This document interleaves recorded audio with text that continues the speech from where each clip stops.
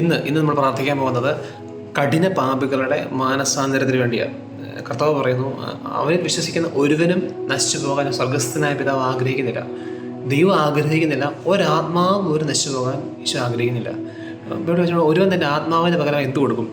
ഒരു ലോകം മുഴുവൻ നേടിയാലും തൻ്റെ ആത്മാവ് നഷ്ടപ്പെടാൻ എന്ത് പ്രയോജനം? ഒരാത്മാവിന് ദൈവം കൊടുക്കുന്നവർ അത്രയും വിലയാണ്. ഒരാൾ നശിച്ചു പോകരുത്. നമ്മൾ കഠിന പാപികൾക്ക് വേണ്ടി പ്രാർത്ഥിക്കും. ലോകത്തിലിങ്ങനെ ഈ ഒരു മൊമെൻറ്റിൽ പാപം ചെയ്തുകൊണ്ടിരിക്കുന്ന ഒരുപാട് പേരുണ്ട്. ഈ ഒരു മൊമെൻറ്റ്, ഈ സെക്കൻഡിൽ പാപം ചെയ്തുകൊണ്ടിരിക്കുന്ന ഒരുപാട് ആൾക്കാരുണ്ട്. നമ്മൾ കരങ്ങൾ ഉയർത്തി എല്ലാ കഠിന പാപങ്ങളും രക്ഷപ്പെടാനായിട്ട് അവർ മാനസാന്തരത്തിലേക്ക് വരാൻ വേണ്ടി പ്രാർത്ഥിക്കണം. ഇവിടെ ഒരു വചനമുണ്ട്, ഒരാളെ പാപിയെ തെറ്റായ മാർഗ്ഗത്തെ പിന്തിരിപ്പിക്കുന്നവൻ സ്വന്തം ആത്മാവിനെ മരണത്തിൽ രക്ഷിക്കുകയും തൻ്റെ നിരവധിയായ പാപങ്ങൾ തുടച്ചു മാറ്റുകയും ചെയ്യുന്നു.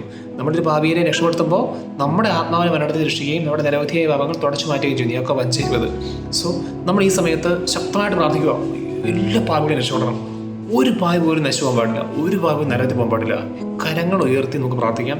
കഠിന പാപികളും മാനസാന്തരപ്പെടണം. എങ്ങനെയെങ്കിലും ആരെങ്കിലും പോയി അവരോട് സംസാരിക്കണം, എന്ന് ധ്യാനം കൂടണം, എന്തെങ്കിലും സാഹചര്യങ്ങളൊക്കെ ഉണ്ടാവണം, എന്തെങ്കിലും അനുഭവങ്ങൾ ഉണ്ടാവണം, അങ്ങനെ അവർ രക്ഷപ്പെടണം.